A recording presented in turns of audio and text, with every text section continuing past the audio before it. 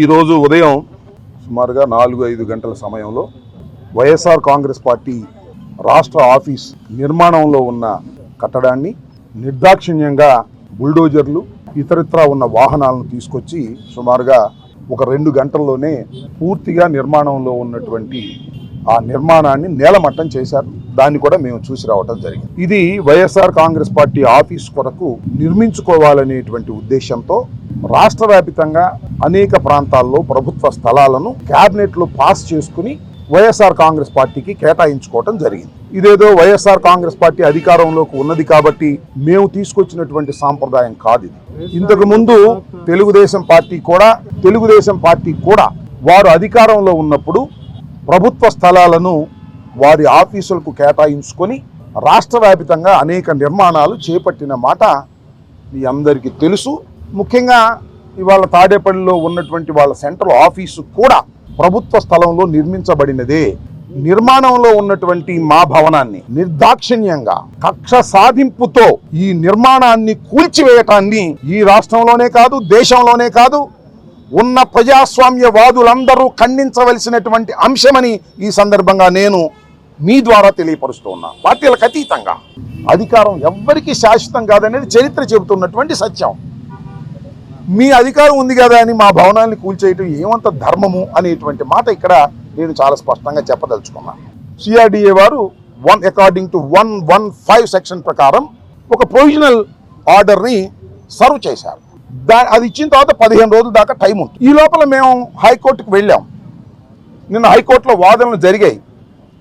వాదనలు జరిగినప్పుడు ప్రభుత్వం వైపు నుంచి కూడా అడ్వకేట్స్ అటెండ్ అయ్యారు. ఆనరబుల్ కోర్టులో వారు ఏం చెప్పారంటే డ్యూ ప్రాసెస్ ప్రకారమే మేము ఫాలో అయ్యి చేస్తాము అని చెప్పారు. What is the due process అంటే ఏమిటంటే ప్రొవిజనల్ ఆర్డర్ ఇచ్చిన తర్వాత మా దగ్గర నుంచి ఎక్స్ప్లెనేషన్ తీసుకున్న తర్వాత కన్ఫర్మేషన్ ఆర్డర్ ఇవ్వాలి, దానికి కూడా ఎక్స్ప్లెనేషన్ తీసుకోవాలి. అది కూడా అయిన తర్వాత ట్రిబ్యునల్ కూడా మాకు వెళ్ళే ఛాన్స్ ఉంది. అన్ని చట్టబద్ధమైనటువంటి అన్ని మార్గాలు మూసుకుపోయిన తర్వాత then they will take action.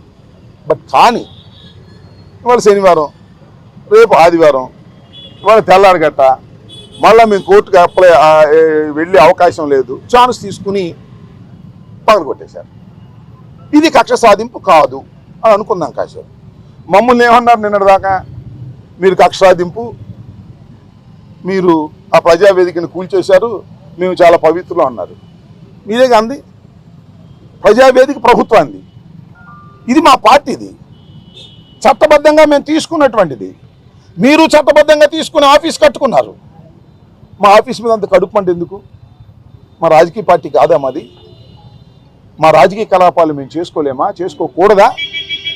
ప్రభుత్వ స్థానంలో మీరెట్టా కడతారని మీరు అనొచ్చు. మీరు ప్రభుత్వ స్థానంలో కట్టారు కదా తీసుకుని, మీకు అనే హక్కు ఎక్కడుంది?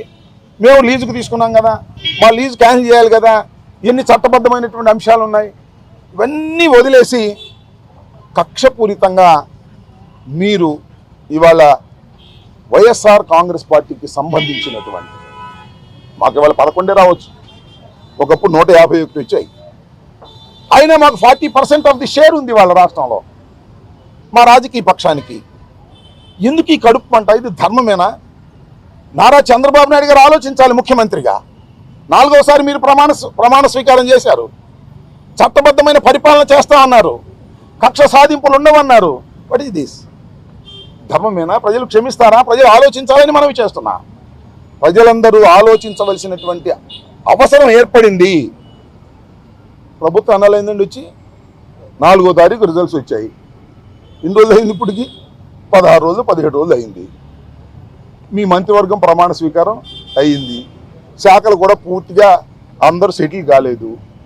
కానీ మీరు ఇచ్చిన సూపర్ 6 సూపర్ 7 వాగ్దానాలు ఇంకా అమల్లోకి రాలేదు. వాగ్దానాలు అమలు రాకముందే, ప్రజా పరిపాలన చేయకముందే మీరు విధ్వంసానికి పాల్పడుతున్నారంటే దేనికి మీరు ప్రాముఖ్యత ఇస్తున్నారు? దేని గురించి మీరు ఆలోచన చేస్తున్నారు? ప్రజలు గమనించలేరా అని అడుగుతాను. ఇది ధర్మం కాదు, ఇది దుర్మార్గం. ఈ దుర్మార్గాన్ని ప్రజాస్వామ్యంలో ఏ రాజకీయ పక్షాలు క్షమించకూడదని మీ ద్వారా వారికి నేను విజ్ఞప్తి చేస్తున్నాను. Come to the law, according to law రండి. ప్రొవిజన్స్ ఉన్నాయి సిఆర్డి యాక్ట్ ప్రకారం, లేకపోతే మరొక దాని ప్రకారం. అకార్డింగ్ టు యు గో, చట్ట ప్రకారంగా వెళ్ళండి, చట్ట ప్రకారంగా కోర్టులో ఆర్డర్స్ తీసుకోండి. మేము చెప్పేది కూడా వినండి. విన్న తర్వాత మీరు ఏం చేసినా అది చట్టబద్ధంగా ఉండాలి తప్ప చట్ట వ్యతిరేకంగా మీరు చేసేటటువంటి కార్యక్రమాలు చేస్తున్నారు. ఇది ధర్మం కాదని మాత్రం చెప్పదలుచుకోండి. నిన్న హైకోర్టులో వారు కూడా అటెండ్ అయ్యారు. మేము డిమాలిష్ చేయమని ప్రామిస్ చేశారు. That was also recorded. రేపు మళ్ళీ సోమవారం మళ్ళీ కంటెంప్ట్కి వెళ్తాం, సోమవారం క్రిమినల్ యాక్షన్కి వెళ్తాం. చట్ట ప్రకారంగా అన్ని చర్యలు తీసుకునేటటువంటి కార్యక్రమం చేస్తామని కూడా ఈ సందర్భంగా మనవి చేస్తున్నాను. హైకోర్టు, ఆనరబుల్ హైకోర్టులో ఇది ఆల్రెడీ ఇది కోర్ట్. నిన్నే వాదనలు జరిగాయి. నిన్న వాదనలో ప్రభుత్వం వైపు నుంచి వచ్చిన వారు ఏం చెప్పారు? మేము కోల్చాము అన్నారు. డ్యూ ప్రాసెస్ మేము వెళ్తాము అన్నారు. డ్యూ ప్రాసెస్ అంటే ఇది కాదు. ఖచ్చితంగా కన్ఫర్మేషన్ ఆర్డర్ ఇవ్వాలి, దానికి సమాధానం తీసుకోవాలి. ఆ తర్వాత మేము ట్రిబ్యునల్కి వెళ్తాం. మాకు ఛాయిస్ అన్నీ ఉన్నాయి. అన్ని ఛాయిస్లు ఎగ్జాస్ట్ అయిన తర్వాత యూ కెన్ డిమాలిష్. కోర్టులో సిఆర్డి అడ్వకేట్ వచ్చి మేము ప్రాసెస్లో వెళ్తాము, డ్యూ కోర్సులో వెళ్తాము, మేము డిమాలిష్ చేయము అని నిన్న చెప్పారు. That was recorded. దాన్ని క్వశ్చన్ చేస్తున్నా. ఇక నువ్వు పొలిటికల్గా మాట్లాడితే నేను సమాధానం చెప్పలేను. This is the court issue. Demolish due process చేయలేదు, అవసరం లేదు. డ్యూ ప్రాసెస్ చేయలేదు, ఇది చట్ట వ్యతిరేకం. కోర్టులోనే మళ్ళీ తేల్చుకుంటాం. మళ్ళీ మండే కోర్టుకు వెళ్తాం. కోర్టులో కంటెంప్ట్ వేస్తాం. కోర్టు వాళ్ళు చెప్పారు కాబట్టి we can see in the court. Honourable కోర్టులో మేము చూస్తాం.